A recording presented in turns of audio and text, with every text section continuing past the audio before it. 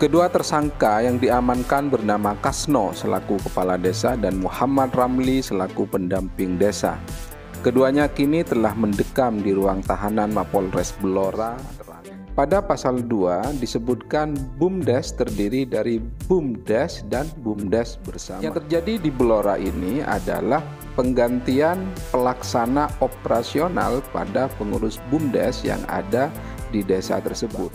Pengangkatan dan pemberhentian secara tetap pelaksana operasional badan usaha milik desa atau BUMDesma hanya dapat dilakukan melalui musyawarah desa atau musyawarah antar desa sebagai perangkat organisasi BUMDes atau BUMDesma yang tertinggi. Belajar dari kasus desa Beganjing, Kecamatan Japah, Kabupaten Blora, Jawa Tengah ini, tentunya sebagai kepala desa dan pendamping lokal desa, kita perlu memahami secara tekstual ketentuan yang diatur berdasarkan ketentuan perundang-undangan yang berlaku, sehingga kita tidak terjerumus pada hal-hal yang tidak diinginkan.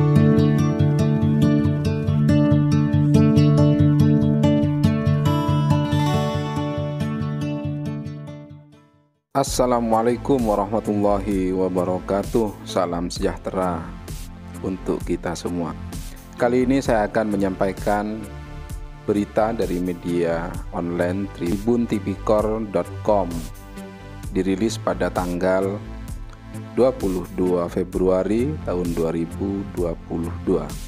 Tribuntipikor.com mengangkat judul Kepala Desa dan Pendamping Lokal Desa di Blora ditangkap polisi, diduga gegara palsukan SK Badan Usaha milik desa. Diduga gara-gara memalsukan surat keputusan Badan Usaha milik desa guna persyaratan penjaringan tes perangkat desa setempat, Kepala Desa dan Pendamping Lokal Desa Beganjing, Kecamatan Japah, diamankan Satreskrim Polres Blora, Jawa Tengah. Kasat Reskrim Polres Blora AKP Setianto membenarkan adanya penahanan kedua tersangka tersebut pada hari Senin tanggal 21 Februari 2022. Kedua tersangka yang diamankan bernama Kasno selaku kepala desa dan Muhammad Ramli selaku pendamping desa. Keduanya kini telah mendekam di ruang tahanan Mapolres Blora, terangnya. Sebelumnya, Polres Blora pada Selasa tanggal 15 Februari 2022 telah menggelar pers rilis di halaman Mapolres Blora terkait dugaan penyelewengan dalam pengisian perangkat desa di Kabupaten Blora yang mana masih dalam penyidikan polisi. Dari 10 laporan yang telah ditetapkan sejumlah tersangka, namun tidak mau menyebutkan nama maupun inisial tersangka. Terkait dengan hal ini, pada tanggal 15 Februari 2022, Kapolres AKBP Aan Hardiansyah juga menyampaikan bahwa untuk Desa Ninggil dan juga Desa Beganjing kita sudah tetapkan ada beberapa status tersangka. Karenanya penting kita mengetahui organisasi badan usaha milik desa yang ada di desa kita. Salah dalam mengambil keputusan akan mengakibatkan tertariknya kita ke dalam sebuah pusaran persoalan yang tidak kita inginkan. Berdasarkan peraturan pemerintah Republik Indonesia nomor 11 tahun 2021 tentang badan usaha milik desa, pada pasal 2 disebutkan BUMDes terdiri dari BUMDes dan BUMDes bersama. Selanjutnya pada pasal 14 disebutkan bahwa organisasi BUMDes atau BUMDes bersama terpisah dari pemerintah desa. Perangkat organisasi BUMDes atau BUMDes bersama terdiri atas 4 perangkat organisasi. Yang pertama yaitu musyawarah desa atau musyawarah antar desa untuk BUMDes bersama, penasihat, pelaksana operasional, dan pengawas. Yang terjadi di Blora ini adalah penggantian pelaksana operasional pada pengurus BUMDes yang ada di desa tersebut. Kira-kira apa sih fungsi musyawarah desa yang menjadi perangkat organisasi tertinggi di dalam badan usaha milik desa tersebut. Pada pasal 17 ayat E disebutkan bahwa musyawarah desa atau musyawarah antar desa sebagai bagian dari perangkat organisasi badan usaha milik desa atau badan usaha milik desa bersama memiliki kewenangan mengangkat dan memberhentikan secara tetap pelaksana operasional BUMDes atau BUMDes bersama. Jadi perlu diingat bahwa pengangkatan dan pemberhentian secara tetap pelaksana operasional badan usaha milik desa atau BUMDesma hanya dapat dilakukan melalui musyawarah desa atau musyawarah antar desa sebagai perangkat organisasi BUMDes atau BUMDesma yang tertinggi. Musyawarah desa atau musyawarah antar desa memiliki kewenangan mengangkat sekretaris dan bendahara BUMDes atau BUMDes bersama. Siapa sih penasehat BUMDes sebagaimana dimaksud pada pasal 15 tadi?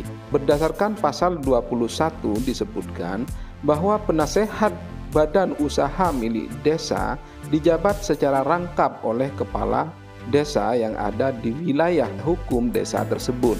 Lalu apa saja kewenangan penasehat badan usaha milik desa yang secara rangkap dijabat oleh kepala desa tersebut? Di pasal 23 ayat 1 huruf C menyebutkan bahwa penasehat sebagaimana dimaksud pada pasal 21 yaitu yang secara otomatis dijabat oleh kepala desa memiliki kewenangan untuk menetapkan pemberhentian secara tetap pelaksana operasional sesuai dengan keputusan musyawarah desa atau musyawarah antar desa. Artinya pada pasal ini disebutkan bahwa kepala desa selaku penasehat tidak memiliki kewenangan secara serta-merta untuk memberhentikan pelaksana operasional BUMDes. Namun, kepala desa selaku penasehat hanya menetapkan pemberhentian secara tetap pelaksana operasional sebagaimana hasil yang ditetapkan melalui musyawarah desa dengan keputusan kepala desa. Siapa sih pelaksana operasional tersebut?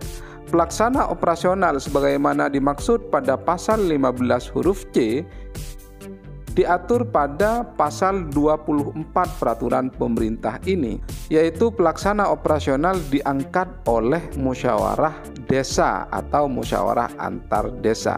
Selanjutnya dijelaskan pada ayat 2, musyawarah desa atau musyawarah antar desa memilih pelaksana operasional sebagaimana dimaksud pada ayat 1 dari nama yang diusulkan oleh kepala desa, badan permusyawaratan desa, atau unsur masyarakat lainnya. Sehingga pelaksana operasional sebagaimana dimaksud dilaksanakan oleh direktur badan usaha milik desa atau badan usaha bersama milik desa.